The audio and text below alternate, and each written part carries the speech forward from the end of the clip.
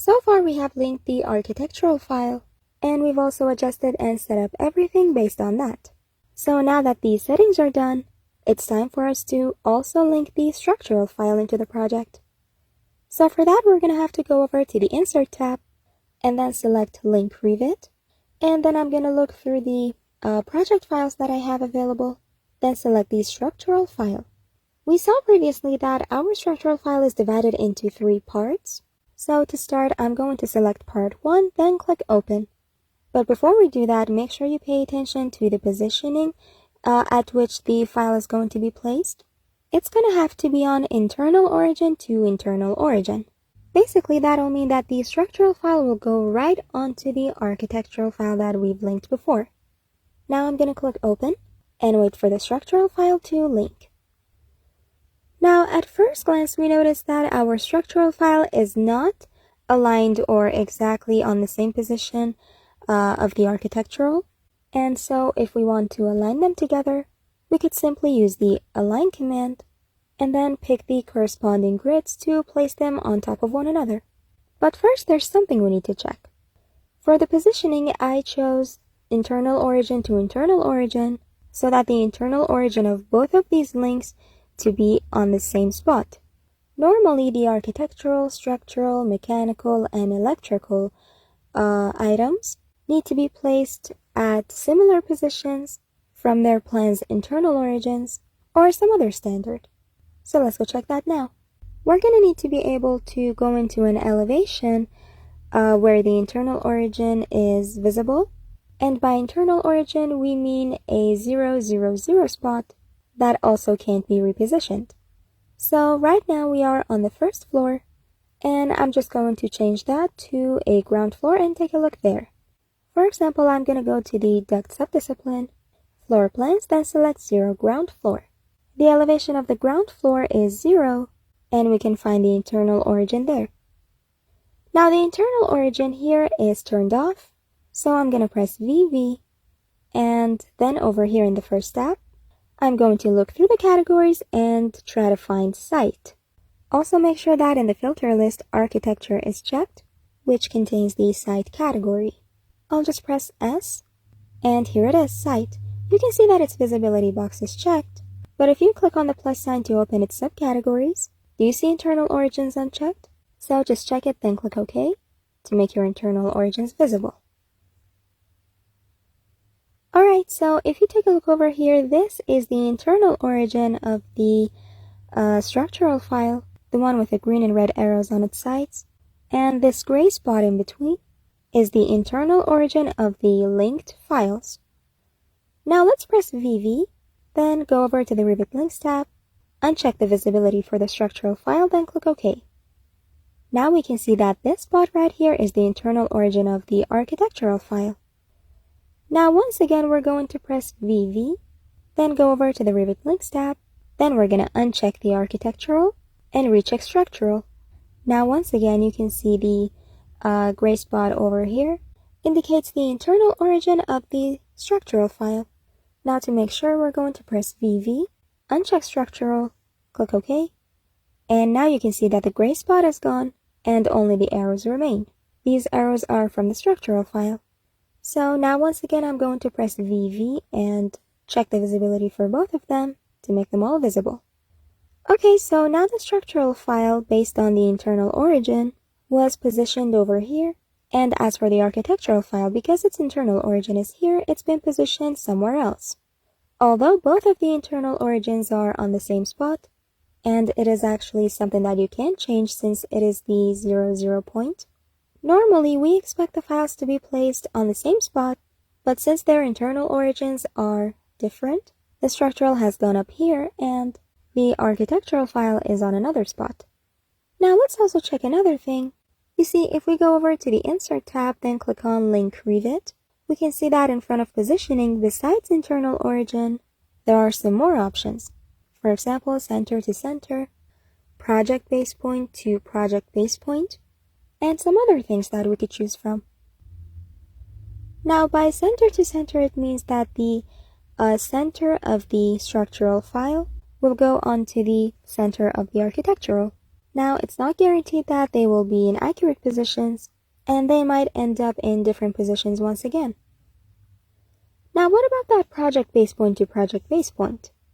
For that, once again, I'm going to press VV, and over here in the first tab, I'm going to once again expand site, and then I'm going to check visibility for project base point.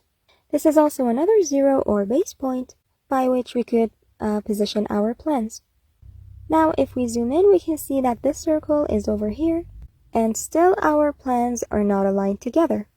Now, still our problem with the structural file is that according to its base point or internal origin, it's been positioned somewhere in the drawing area, and the architectural is somewhere else, whereas they both should be aligned and on top of one another.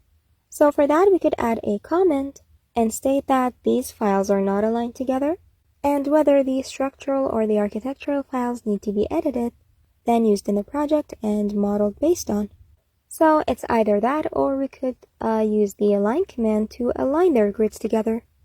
We're going to need to know what we should do from the start to make sure nothing's going to be edited later after we've modeled and risk getting things messed up. So now we're going to assume that we were told that aligning was fine, and we could just move along by aligning the grids together. For that, we're going to have to first go over to the Modify tab, then select the Align command, or we could just use its shortcut, which is AL. Now let's go first align the vertical grids together. For example, I'm going to pick the A grid from the architectural as the base, and then I'm going to click on the A grid from the structural, and you notice how in the second line of the tooltip it says grid A? We're going to click to align them together. And then for the horizontal grids, I'm going to, for example, select grid 5 and align it with grid 5 from the structural file. So this way we can align our structural file with the architectural file. We could also press VV, and in the first tab, we're going to find the site category again, then uncheck visibility for the internal origin and project base point, and then click OK. Now we also had a second structural file, so to bring that one, we're going to have to go over to the Insert tab, select Link Revit, and then we're going to select the structural file part 2 and link it into the project. Now this part 2 structural is actually for the southern side of the project, so we're going to select it, then click Open, and wait for it to link. Now because of its elevation, it might not be visible here in the ground floor, so we're going to try one of the negative levels, for example, negative 3rd floor plan. And here we can see that second part of our structural. Once again, we're going to have to use the Align command to align it with the architectural file. So let's press AL, then pick the A grid from the architectural, and then we're going to select the A grid from the structural file to align them together. But the tooltip says A1, so it's not the one we need. Let's try the B grid now. And now let's check this one. You can see it says B1. So again, it's not what we need. But it seems like the grids of the structural file have a 1 after their names, so we're going to continue with that assumption. As in, we're going to align B with B1, and as for the horizontal grids, and we can see the structural grids go from 13 and higher. So we're going to go over here and find 13, and I'm going to select the next one, which is 14. It seems to be easier to pick. So architectural is 14. And then we're going to select the 14 grid from the structural. So we've got two parts of our structural file, one of which is for the southern side of the project and contains the negative levels, and the other part is for the northern side of it. Now to help understand that better, I'm just going to create a section from the top, and then I'm going to right click on the section, then go to View. Now we can see that one side or part of the structural is over here, and to make it selectable, I'm going to go down here and make the pinned and linked elements to be selectable. Okay, so this one right here is for the negative levels, which are from -1 through -3, which also starts from grid 13.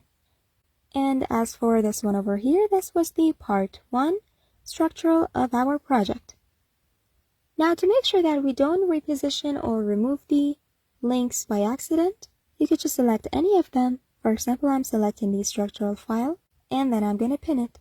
Then I'm going to also select the arc which is for the architectural file, and pin that one as well. And now in order to select the structural file more easily, I'm going to go down here and find Select Pinned Elements. I'm going to click on this icon to make the red X appear on it, which prevents the pinned items from being selected. For example, now if I go over here, looks like I'm going to have to move the mouse around a bit so I can find the structural file. So we're going to go over here, and here's the structural. You can see that the structure has been selected, and now I'm going to pin it to make sure it doesn't move around. Now we could also do the same thing for our grids and levels. So I'm going to drag over the entire links to select everything that's in the drawing area. Then I'm going to click on this filter, and we can see the selected categories. We don't want the view, so we're going to uncheck them. And since we have one, it's probably the section. We're going to keep the grids and levels, then click OK. And we're going to pin those as well to make sure they won't move by accident.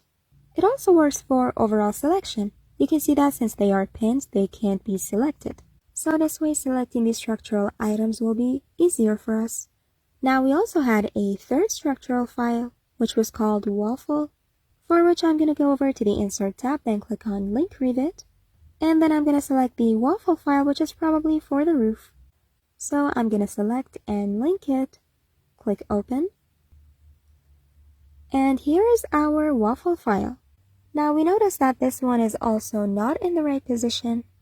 And another thing about this file is that it doesn't even have any grids that we could use to align it with the architectural file. So for this one, I'm going to need the help of the internal origin. So I'll press VV, and then in this first tab, I'm going to expand the site category, check the internal origin, then click OK. Now to prevent the architectural from disrupting anything, I'm going to press VV again, then go to the Revit Links tab, uncheck the architectural's visibility, then click OK. Okay, so now we can select the structural file, then click on the Move tool, and then I'm going to move this internal origin, and then bring it all the way down here on this internal origin, which is for the architectural file. So basically, we've just aligned both of these files together using their internal origins. Now once again, I'm going to press VV, then go to Revit Links, recheck the architectural, and then in the first tab, I'm going to expand the site category, then uncheck visibility for the internal origin, then click OK. Now let's also go and check the waffle's elevation. I'm going to go into the section, and if I zoom in on here, you can see these are the waffles. Now it seems like they don't align with the architectural file elevation-wise, so I'm going to select the waffle, since I've allowed the pinned elements to be selected, and now to be able to move it, I'm going to have to unpin it first. Also note that what we are doing right now isn't very precise, and I'm just moving things by eye. The right thing to do in this case is to put a comment for your client that the waffle file didn't have any grids or levels, and that it wasn't easy to position, and then we're going to have to wait for the answer to that comment. But now to move on, I'm going to select the waffles, and then go down a little bit, and for example, place them here.